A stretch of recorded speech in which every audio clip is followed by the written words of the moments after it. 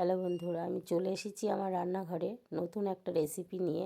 শীত তো tata bye বাইয়ের পথে, তাই ভাবলাম আজ একটু পিঠে পুলি করি। তা আমি আজকে বানাবো পায়েস পুলি। এর জন্য আমি নিয়েছি একটা নারকেল কুড়িয়ে সেটাকে গুড় দিয়ে ভালো করে মেখে একটু ছাই তৈরি করে নিলাম। এবার নারকেলের ছাইটা বানিয়ে রেখে আমি কড়াইতে জল লবণ দিয়ে চালের গুঁড়ো, ময়দা ও সুজি দিয়ে একটা খামির করে নেব, নিয়ে সেটাকে একটা ডো বানিয়ে নেব।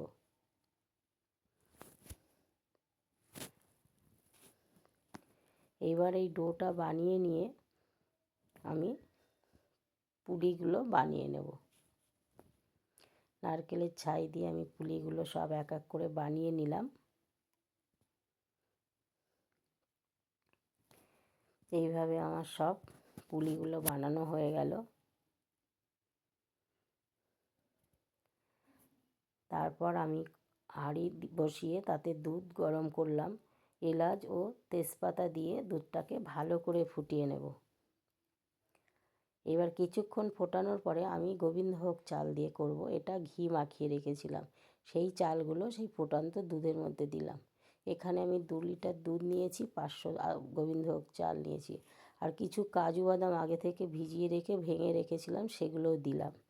এইবার এইগুলোকে ভালো করে ফুটিয়ে চালটা যখন অর্ধেকের বেশি ফুটে যাবে, তখন আমি সেই কাঁচা পুলিগুলো পায়েসের মধ্যে দিয়ে দেব। এইভাবে আমি সব পুলিগুলো পায়েসের মধ্যে দিলাম। দিয়ে কিছুক্ষণ ফুটিয়ে নিয়ে আমি এই খেজুরের গুড় দিয়ে পায়েসটা করছি। আমি খেজুরের গুঁড়ো দিয়ে দিলাম। দিয়ে কিছুক্ষণ ফুটে গিয়ে যখন হয়ে যাওয়ার মতো হবে, তখন একটু আমুল দুধ গুলে আমি পায়েসে দিলাম। এইভাবে দেখুন আমার পুলি পায়েসটা করা হয়ে গেল। পুলিগুলো দেখুন একটুও ভাঙেনি, কত সুন্দর হয়েছে। আপনারা হয়তো অনেকেই করে থাকবেন, আর অনেকেই করেননি। যারা করেননি তারা একবার হলেও করে খেয়ে দেখবেন, খুবই ভালো লাগবে। এইভাবে আমার পুলি পায়েসটা করা হয়ে গেল। দেখুন কত সুন্দর লাগছে। আমার এই রেসিপিটা আপনাদের কেমন লাগলো একটা লাইক শেয়ার করে জানাবেন। নতুন কিছু দেখার জন্য সাবস্ক্রাইব করে পাশে থাকবেন। সকলে ভালো থাকবেন, আর আমার এই রেসিপিটা দেখার জন্য সকলকে ধন্যবাদ।